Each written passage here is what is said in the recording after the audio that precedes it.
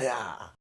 Welcome back to the head movement mini course here at Fight Smart. Now in the first video I taught you how to dodge and counter punch off of a straight punch. So if you haven't watched that video, go ahead and watch that first. And in this video I'm going to teach you about the ridiculous importance of effective footwork and how that pertains to both the head movement game and just fighting in general. Now I'm here to teach you the game of head movement, and a major part of that is maintaining your distance and keeping plenty of space between you and your opponent so you have plenty of time to react to the punches that are coming at your head. You want greater than an arm's length of space to give you as much time as possible to react. Inside an arm's length starts getting pretty crazy and you're probably going to get hit some percentage of the time. However, if you keep enough space between you and that guy that he has to actually take a 1 to 2 foot step in order to hit you, not only is that going to increase the amount of time that it takes for him to hit you, but it's also going to give you a lot of different stuff to react to, even subconsciously.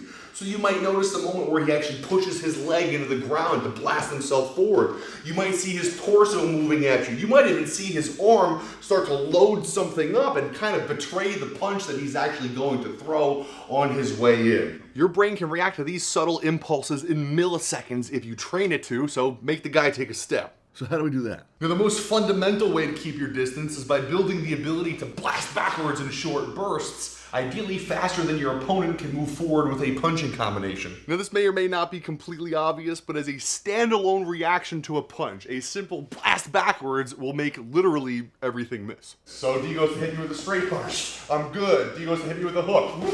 Again, I'm good. In addition to maintaining my distance, blasting backwards will avoid punches, and that makes it one of the most important movements in all of martial arts. Now there's always a catch, and the truth is you can't just back up forever. Eventually you're going to either run out of space, or there comes a point where you have to knock that guy unconscious. He's not going to knock himself out, am I right? Then again, if you don't knock him out and you can't move backwards, I guess sideways movement might be your only option. At the end of the day, you never can tell where you might need to go. Your only choice is to be prepared to move anywhere. All movement matters. Now, I'm not one to pick favorites, so let's say the ability to blast 1 foot in every single direction is of paramount importance. So if I want to hit you before you can react, boom, I blast in, I blast myself back out. If I want to throw more strikes than just 2, I blast in, I blast to the side, I hit you again. So I've taken an angle, I've remained safe, and now I can blast myself back out to safety. The ability to blast in every direction is essential if you want to become an awesome fighter. So we're going to do a drill that I refer to as the blast off. And to do this, we got to start in a good stance. So I want 2 feet between your feet this way. I want 2 feet between your feet this way. I want your knees bent, your back heel can come off the ground, your feet point straight ahead. Now from this position, I've given myself the ability to explode in any direction simply by blasting into one of my feet, thus the name. Now it's really important to have your knees bent because obviously by straightening one of your legs a little bit, that's what triggers your blast. If you ever stand up too straight, you lose a lot of your movement potential. So for 2 minutes straight, you're going to blast in every single direction. So for 2 minutes, I might move to the right, boom, boom. Again, I explode into my left leg. Then after 2 minutes, I'll face forward, bam. Now I'm obviously driving my rear leg back into the ground, boom, boom. Small movements, 12 to 18 inches repeatedly, and your legs are going to start burning after 45 seconds. But then of course you still have 1 minute and 15 seconds to go. Now every single direction that you can blast yourself into requires a different little subset of muscles to trigger the movement. You're obviously going to strengthen all of them. And if you can persevere for 8 minutes and despite the burning pain keep blasting and telling every single one of those muscle fibers involved to contract, you're gonna build a type of movement that most people never have. Suddenly punches just start missing. If you're impossibly hard to catch, you're impossibly hard to punch. Now here's the catch. Anytime you blast yourself in any direction, you have to land in a position where you have your weight evenly distributed between both of your feet. You need even weight distribution. So if I go to jab you by moving forward and I throw all of my weight into my front leg, well, I've lost the ability to push into this leg. By straightening my rear leg, it doesn't move me forward at all. All of my weight is here. Whereas if I move forward and I throw a jab, boom, and I maintain even weight distribution, boom, I can blast into that rear leg and I can move forward again. So if I need 3 jabs to chase you down, I can move forward effectively. If I need 3 movements backwards to run away with 3 slips, I can do that as long as I never over transfer my weight and I keep it balanced after every blast. Now, there are going to be times when you're chasing somebody's head and you over-transfer your weight forward. It's not the end of the world, it's just the end of your movement until you bring your base back underneath you, and then you can move and do something else. Overblasting, in the vast majority of cases, is a mistake. Unless you're Floyd Mayweather, in which case you'll probably make your way out of it. People who haven't seen 10,000 punches coming at their heads will frequently overblast backwards, lose the ability to retreat, and since they feel like they have nowhere else to go, they duck and cover their heads, hide behind their arms, and get head sniped. The #1 leading cause of head sniping.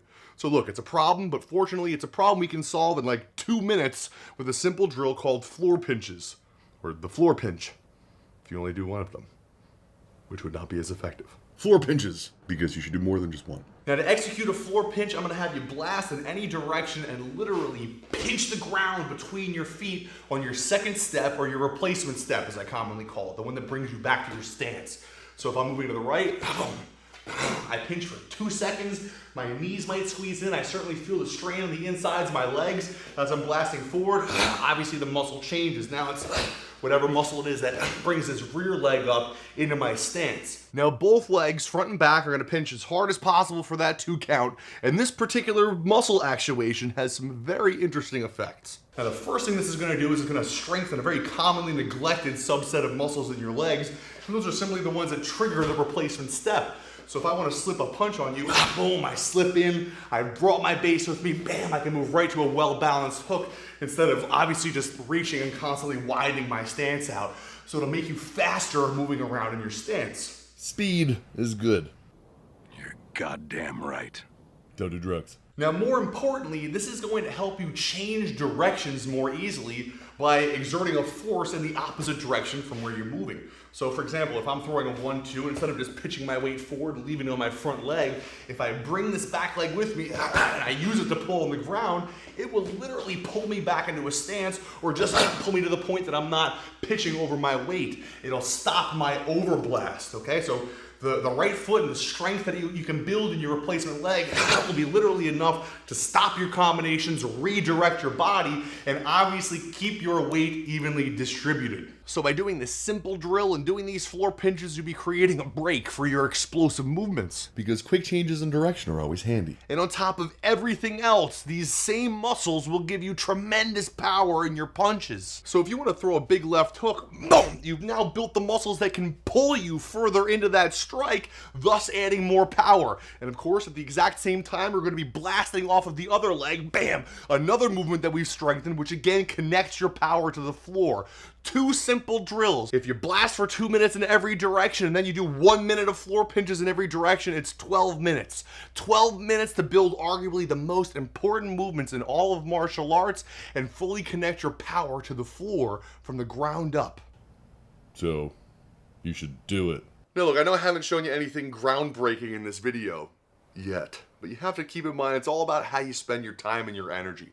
Most people don't have a boxing coach and they can't go to an MMA gym for an hour a day. You're lucky if you have one of these pieces of shit sitting in your basement so you can at least stand in place and beat the crap out of something, even though that's not really how fights go at all. Most people can't even find an hour a week to train, and at that point you damn well better not be wasting your time on nonsense that doesn't actually work. That's why it's my job to take the most relevant stuff, the stuff that really matters, and shove it down your throat from the very beginning. Here's a technique, here's why it matters, and then here's how you build it. So when you have 12 minutes to spare, you can spend that time actually developing something that makes a difference in a real street fight. And if you take that general strategy and apply it to the rest of the techniques in my head movement training system, you will become unpunchable. You'll actually accomplish what you set out to accomplish when you join this mini course, and at the very least, you will make people miss their punches and make them pay for it dearly. So hey, if you like the stuff that you've learned so far and you want to learn the rest of the head movement techniques that I have to teach you, while also getting drills to reinforce those techniques while simultaneously getting you in ridiculous shape, you might also like my full head movement training program. Just look at these graphics. I mean, goddamn. Look, this is a fantastic step-by-step training course that will change the way that you approach self-defense training for the rest of your life, and it will make you able to dodge every punch in a street fight. So right now a button just popped up under this video. If you want to learn more about the course and what's in it and hear how it will step-by-step make you impossibly hard to punch, click that button and I'll tell you all about it. And I think that's it. I didn't have anything else planned. Yeah.